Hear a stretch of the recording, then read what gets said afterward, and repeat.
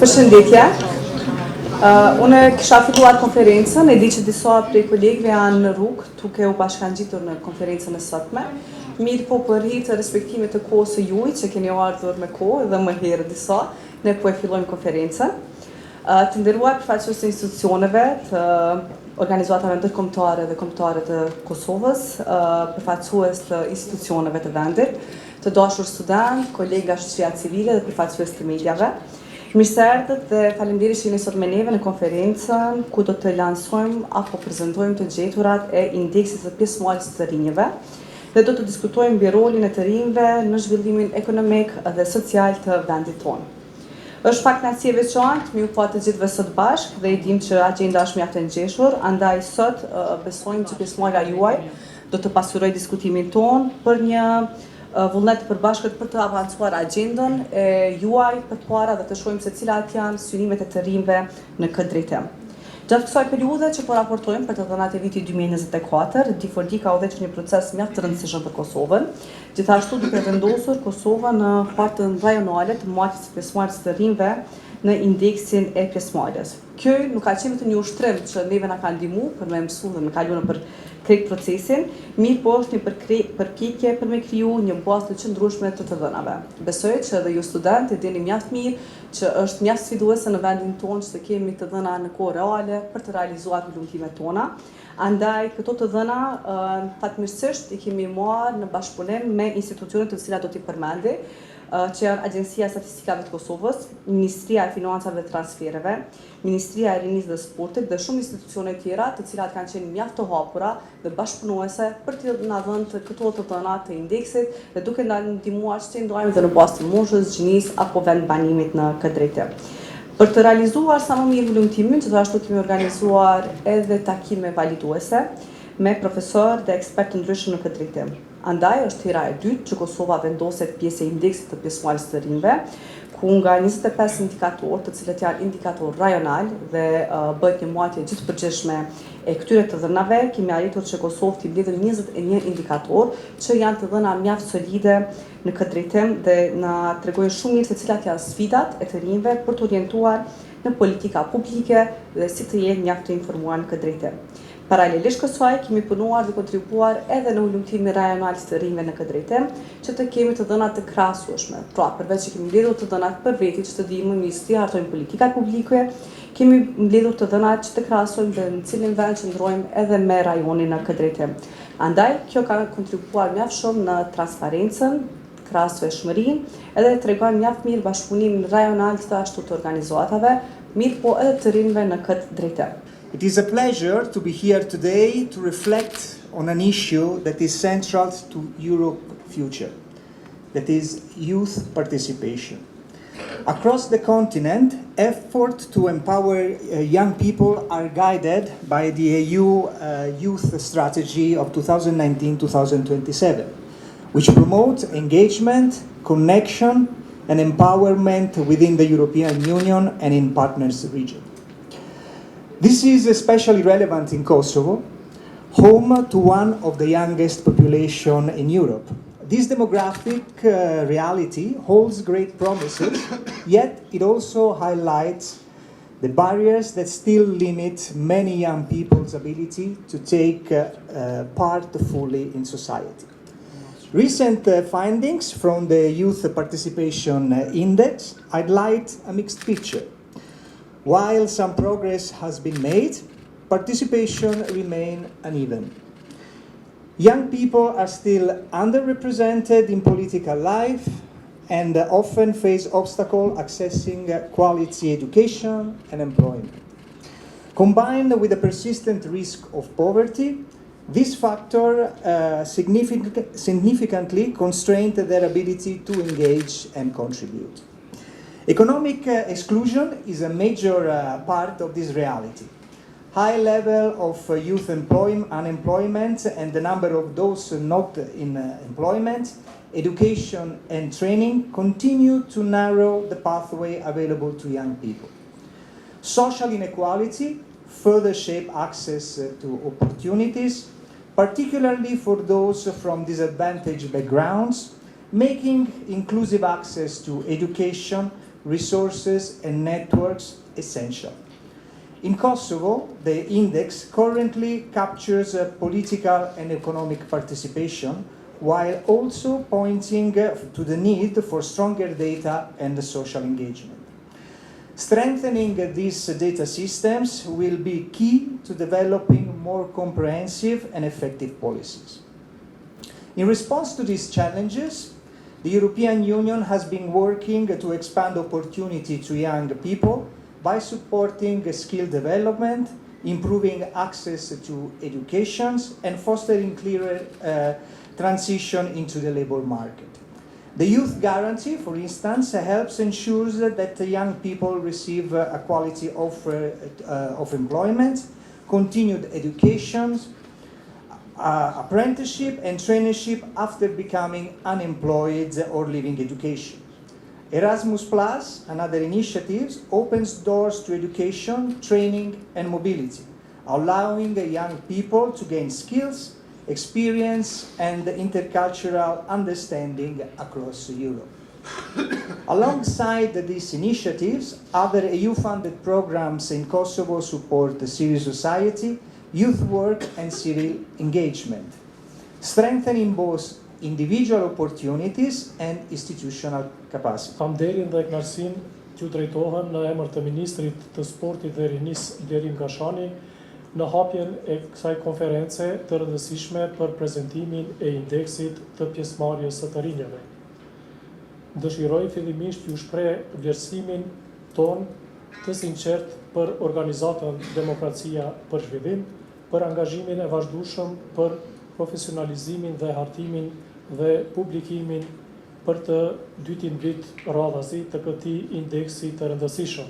Njëkohësisht shprehim mirënjohjen tonë për mbështetjen e vazhdueshme të Bashkimit Evropian në fuqizimin e pjesëmarrjes së të rinjve dhe zhvillimin e politikave të bazuara në dëshmi. Indeksi i pjesëmarrjes së të rinjve përbën një instrument të rëndësishëm analitik i cili përmes një metodologjie të standardizuar dhe indikatorëve të qartë ofron një pasqyrë të thellë mbi nivelin e përfshirjes së të rinjve në dimenzionin politik, ekonomik dhe social. Ky indeks shërben si një bazë e fuqishme për vlerësimin e progresit, identifikimit e sfidave dhe orientimin e politikave drejt nevojave reale të rinjve. Të dhënat dhe të gjeturat të prezentuara sot janë thelbësore për të kuptuar më mirë pozitën e të rinjve në shoqërinë tonë dhe për të ndërmarrë politikat të gjithëpërfishme, të qëndrueshme dhe efektive. Në këtë drejtim, bashkëpunimi ndërmjet institucioneve, organizatave të shoqërisë civile dhe partnerëve ndërkombëtar mbetet kyç për avancimin e agjendës rinore.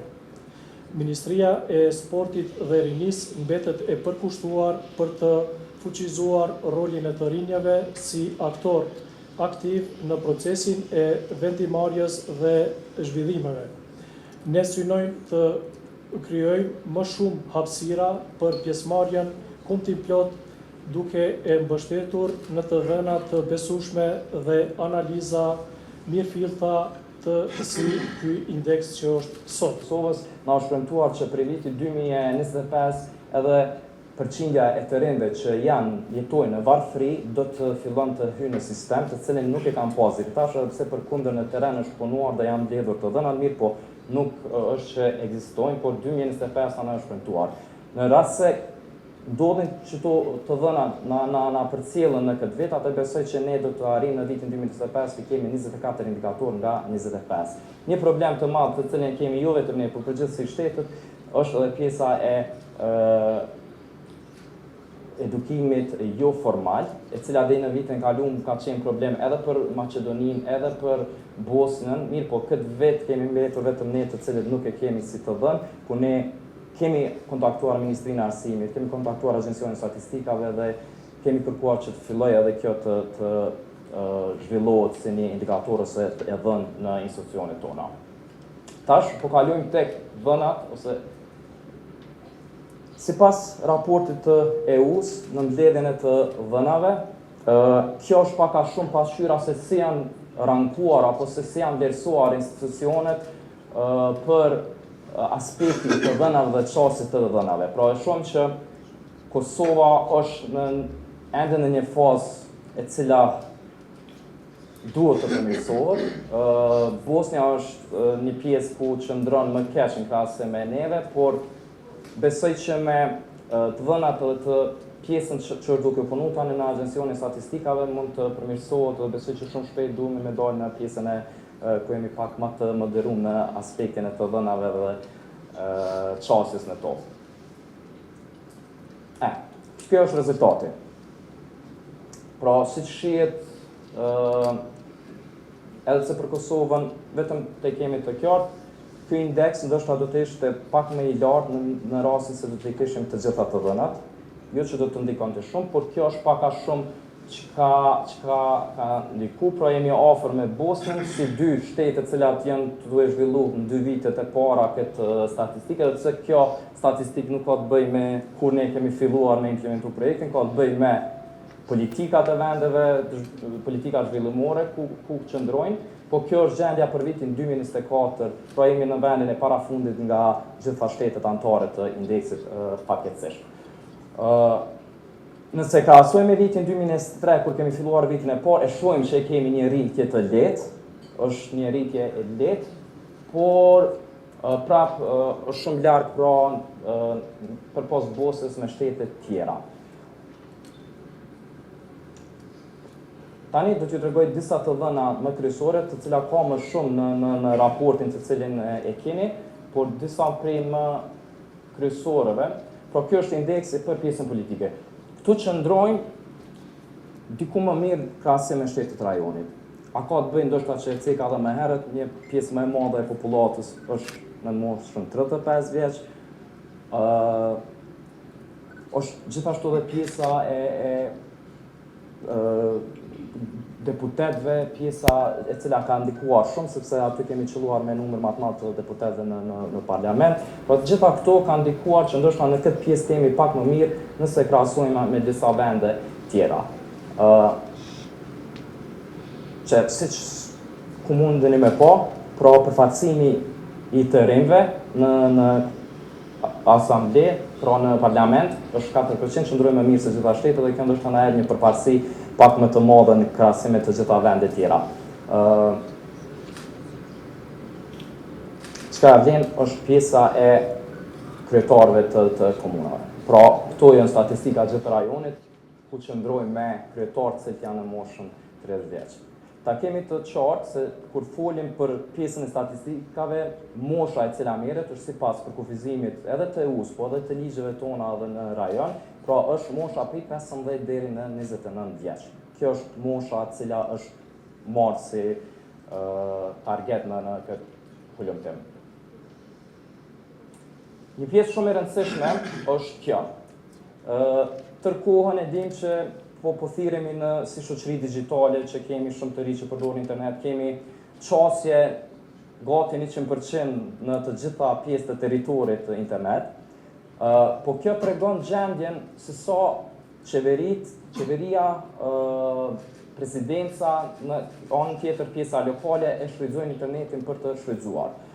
Përkundërse vetë platformat dhe rrjetet sociale që cilat i përdorin janë mjaft të përhapura, një pjesë ku e kemi ne si Kosovë ndoshta mangësi edhe po na ndikon në rezultat është pjesa e shfrytëzimit të platformës X ose Twitter, cilën shtetet në rajon e kanë shumë të përhapur, sidomos vetë institucionet, komunat të gjitha e përdorin, ndërsa ne aty e kemi një minus shumë të madh ku shumë pak kanë qasje në platformën X. Përndryshe, në platforma tjera jemi pak a shumë afër me shtetet tjera.